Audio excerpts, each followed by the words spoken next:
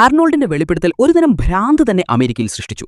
വാർത്ത പുറത്തുവന്ന് ഏതാനും ആഴ്ചകൾക്കുള്ളിൽ തന്നെ അമേരിക്കയിലെ 48 സ്റ്റേറ്റുകളിൽ നിന്നും സമാനമായ കാഴ്ചകൾ കണ്ടതായി നൂറുകണക്കിന് ആളുകൾ റിപ്പോർട്ട് ചെയ്തു. ഇത് പത്രങ്ങളിൽ വലിയ ചർച്ചകൾക്ക് വഴിതെളിച്ചു.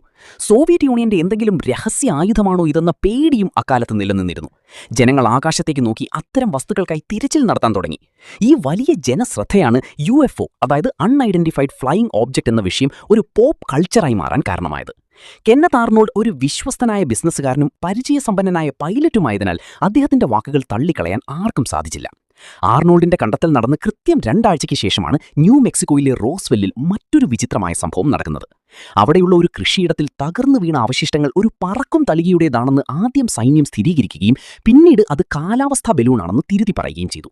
ആർണോൾഡിന്റെ അനുഭവവും റോസ്വെൽ സംഭവവും ചേർന്നതോടെ അമേരിക്കൻ ഗവൺമെന്റിനുമേൽ വലിയ സമ്മർദ്ദമുണ്ടായി.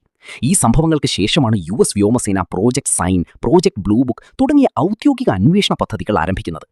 അന്യഗ്രഹജീവികൾ ഭൂമി സന്ദർശിക്കുന്നുണ്ടോ എന്നതിനെക്കുറിച്ച് ശാസ്ത്രീയമായ പഠനങ്ങൾ നടത്താൻ ലോകം നിർബന്ധിതമായത് ഈയൊരു കാലഘട്ടത്തിലാണ്. ഇന്നും കെന്നത്ത് ആർണോൾഡിന്റെ അനുഭവം UFO പഠനങ്ങളിൽ ഏറ്റവും വിശ്വസനീയമായ രേഖയായി കണക്കാക്കപ്പെടുന്നു. അദ്ദേഹം കണ്ടത് വെറുമൊരു മിഥ്യാധാരണയല്ലെന്നുറപ്പിക്കാൻ അദ്ദേഹത്തിന്റെ പക്കൽ കൃത്യമായ രേഖകളും സമയക്രമങ്ങളും ഉണ്ടായിരുന്നു. ആധുനിക കാലത്ത് പുറത്തുവന്ന പെന്റഗൺ വീഡിയോകളും US നേവി പൈലറ്റുമാരുടെ വെളിപ്പെടുത്തലുകളും ആർണോൾഡിന്റെ പഴയ അനുഭവങ്ങളെ വീണ്ടും ചർച്ചകളിലേക്ക് കൊണ്ടുവരുന്നു.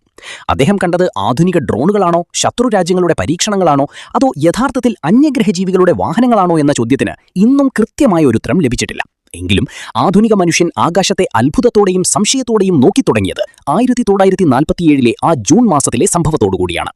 കൂട്ടുകാരെ, ഈ വീഡിയോ നിങ്ങൾക്ക് ഇഷ്ടപ്പെടുകയാണെങ്കിൽ ഈ ചാനൽ ഒന്ന് സബ്സ്ക്രൈബ് ചെയ്യുവാനും മറക്കരുത്. നിങ്ങളുടെ ഒരു ലൈക്കും സബ്സ്ക്രൈബും എനിക്ക് വലിയൊരു പ്രോത്സാഹനമായിട്ടാണ് ഞാൻ കാണുന്നത്. മറ്റൊരു വീഡിയോയിൽ കാണാം. നന്ദി.